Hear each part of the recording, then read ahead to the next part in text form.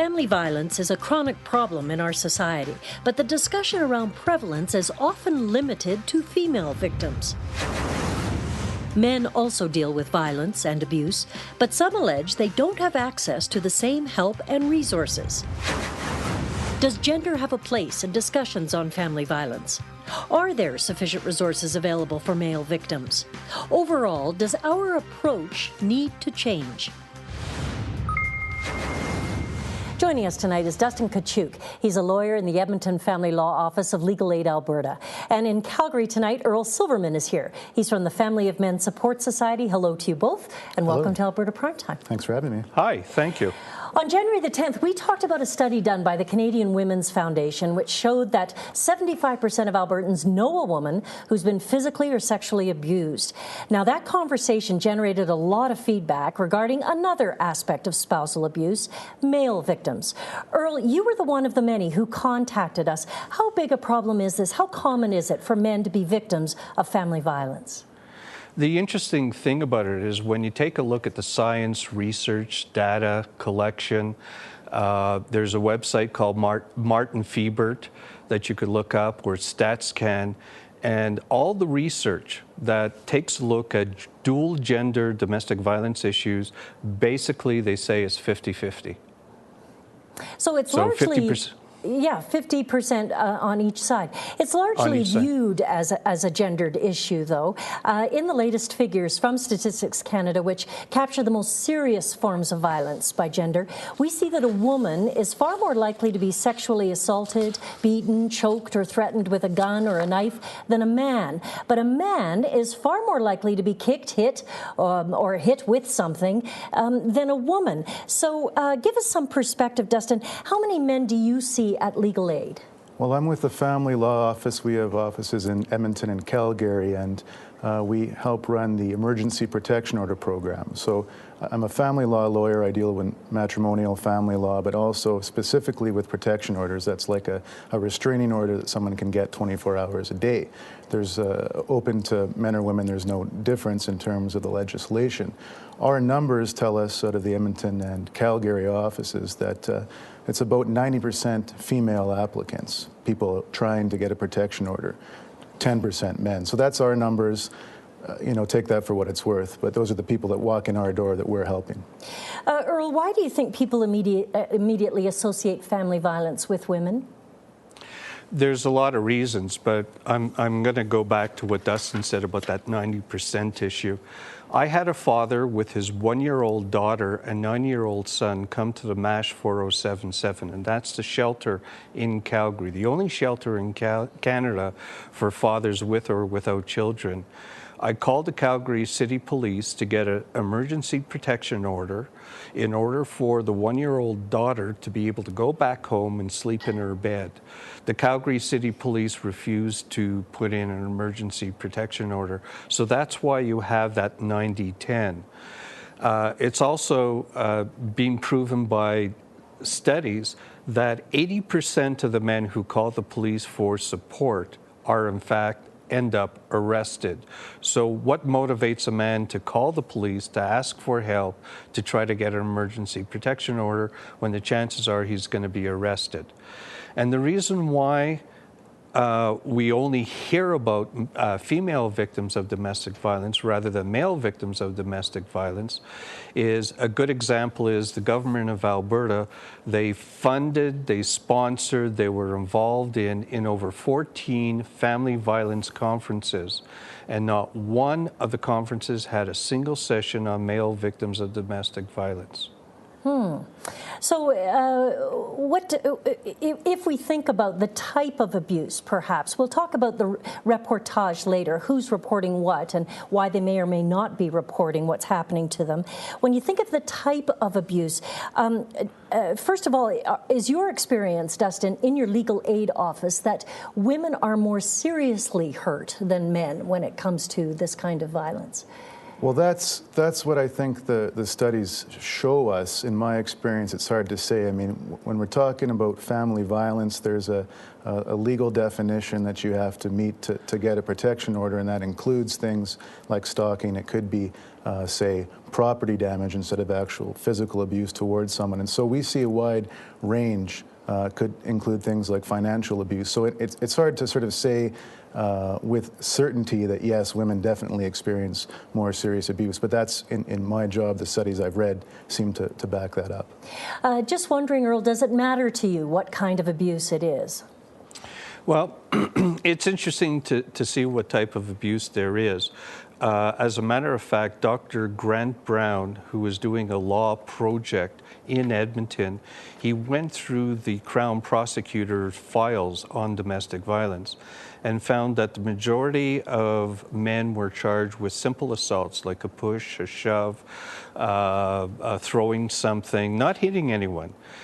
The majority of those men were prosecuted through the whole court system and ended up with a record.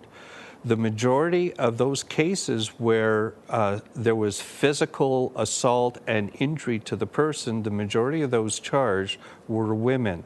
The majority of those women never saw the day of court. It was pleaded out before they even went to court. So that's a demonstration of bias.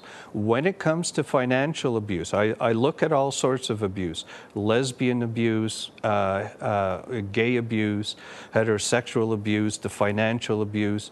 One of the abuses that I've encountered that men constantly tell me is that their wife is spending more than what they're earning. So when the wife comes to them and says, "Give me another $100," the guy says, "There isn't $100," and she says, "Well, you're financially abusing me." So it all depends.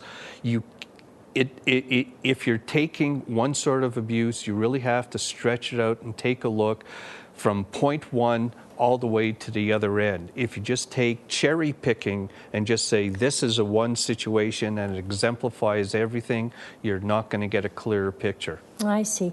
Well, a common claim, as you know, Earl, is that women use violence in rather a reactive way, violent resistance and self-defense. What do you think when you hear that? Well, there's a couple of things. I mentioned Martin Fiebert. He has done studies on that, and he has found the main reason why women will abuse a man is because he's not listening to her or he's not meeting her needs. The other part of that is, why does she have to hit him when all she has to do is go to a women's shelter? Dustin, just curious, what do you hear in your office? Do you hear the self-defense argument from men? Well, I think you hear it from both sides. It's a common, I guess, defense, if you want to call it that. If it's a man that's asking for a protection order or a woman that's asking for a protection order, the other side says, well, essentially it takes two to tango. Both of us are abusing here, and that's something we see fairly often, and it's not just one-sided. But at the same time, I've had many cases where it's very clearly just one person that's experiencing the abuse from the other side. Coming up, what resources are available to male victims, and are they the right resources? We'll have more from our panel right after the break. And tell us what you think, too. Follow the contact links on albertaprimetime.com. We're back after this. It's difficult to determine who the victims of family violence actually are. The latest figures from Statistics Canada on police-reported family violence show the number of female victims to be much higher than male. Of particular note, women and girls between the ages of 15 and 44 stand at 700 per 100,000. However, if we look at victims of family violence in current and previous relationships who self-reported, there's not that much difference between the genders. Both men and women say they have suffered spousal violence. Earl, you began our discussion by saying that you feel it's a 50-50 reportage. Why this discrepancy? Are men uncomfortable about coming forward? Well, there's a lot of shame. I mean, I've had phone calls from, a good example would be this individual. He was a bouncer at a bar, so I'd imagine he was fairly big. And his girlfriend hit him over the head with a frying pan, split his skull open, and the next thing he knew, he was being arrested for domestic violence. One of the things that I'm trying to focus on is the fact that when we look at family violence at this particular time, you're looking at it as a gender issue. It's not a gender issue, it's a social issue. But why aren't men more willing to come forward to say, I've been abused? I had a guest at the MASH 4077 who tried to file domestic violence against his common law. The police tried to arrest him. That's why. There is a bias that is provided by, that the police themselves have. On the back of the victim's witness statement that any person who wants to file a charge has on the back of the witness statement support and shelters for women who are abused and programs for abusive husbands. It is just the way things are looked at. Right. Socially. So we'll talk about the support systems that may or may not be in place. But I guess what I'm getting at here, Earl, is something that was brought to our attention from our Alberta primetime viewers, that whether or not male victims report crimes of family violence has concerned many of them. For example, look at this. Daniel posts on our Facebook page, there is so much guilt and shame about men being victims. Do you find that to be the case, as well as this fear that they'll be arrested? Yes. Because men are supposed to be big and strong and tough. And to be able to say, I'm 6'2", and this 5'0" woman hit me, and I got beat up by her, who's going to believe him? Mm-hmm. Well, the fact is, men are inherently of the belief never to hit a woman, even if the woman is hitting them. Well, Dustin, are men less likely to reach out for help? Do you find that at Legal Aid? Is it more difficult for them to convince people of their abuse? Well, with me, when somebody comes into our office, they've gone through the process of applying for legal aid, and so when they come into our office, they've already stepped forward. And so I can't really speak to that exactly. I guess I would agree with Earl in a general sense that men are supposed to, not express their emotions, and I mean the concept of holding on to an injury and not discussing it and kind of playing through it, so to speak, is commended, and I think that maybe for both sides, but certainly for men it's almost to be expected. So I take his point on that. I think that's an issue that's more of a general social one. What about Legal Aid Alberta's Emergency Protection Order program that you referred to off the top of the show? Is it an effective option for both men and women? We think it's extremely effective. They can get help 24 hours a day. Tell us about it. People can apply either themselves, they can go down to the provincial courthouse during regular business hours, or 24 hours a day they can speak to a justice of the peace. And the legislation also allows police officers or social workers to apply on victims' behalf, and it's we find it extremely effective. It's essentially like a restraining order. They can get a part of the order that allows them to stay in the house. Regardless of whether you own or lease that house, the other person will be evicted. And so we've really been pushing it. We've been speaking to the police and the justice system, trying to push this as an effective and efficient way for victims to get help. What are you finding, Earl? Are you finding that men are making use of this? The shelter? The protection order. Or the EPO. Yeah, the 24/7 protection order that men can get, as well as women. Well, like I said about the Calgary City Police, when I called them and I said the Family Violence Protection Act requires that you respond by providing an emergency protection order, they did not. Also, on the basis, men don't have that type of information. A woman could go to a women's shelter and hear, oh, all you have to do is file for an EPO. Men don't have those resources. So they don't know about it. And let's talk a little bit more about resources in the time we have left. We were told by representatives from the shelter community that there are resources available to men in our province. Some shelters have a bedroom specifically for men, for example. Many offer outreach services. One commented that men's needs are different, though, and that a shelter may not be what they're looking for. Are they right? I mean, do male victims need different options than female? Earl? Well, the interesting thing is that probably came from a woman who never spoke to a man. Remember, I operate the only men's shelter in Canada. I am the best resource for that type of information. Men require a place to be able to put their feet down solidly on the ground and continue with their life tomorrow. How does this woman know what men want? She has no idea. What changes do you hope to see, Earl, in the time we have left?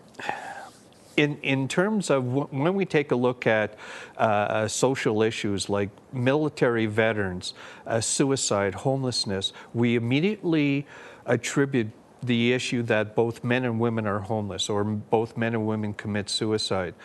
But when it comes to family violence, men are totally excluded from the conversation. There are studies that have demonstrated that women's shelters save men's lives because women are provided with an opportunity, an option. They either kill the guy to get away from him, or they go to a women's shelter for protection.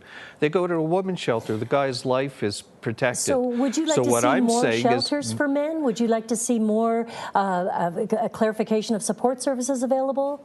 Correct. And the support services that these women's shelters say that are available for men are only for male perpetrators, not for male victims. And Earl, what changes would you, Dustin, what changes would you like to see? Well, I think anybody involved in social justice is always asking for more funding, and I think that you'd find that the women's shelters are also in need of more funding. I understand they sometimes have to turn people away, and so it's always a difficulty getting that funding from the government and from concerned citizens. But I think that you know, the ideal of trying to reach as many victims of abuse as we can is admirable, and I think that's what we're all working for. But there's only so much money to go around. So. Well, thank you both of you for joining us today. Yes, Earl? We get no money, not a dollar. So please visit our site and create a donation for us. Thank you. And we'll put a link to your site on our webpage, Thank you very much. albertaprimetime.com. Thank you both for joining us today. Lots more to talk about. Dustin Kachuk is a lawyer in the Edmonton Family Law Office of Legal Aid Alberta. And in Calgary tonight, Earl Silverman from Family of Men Support Society.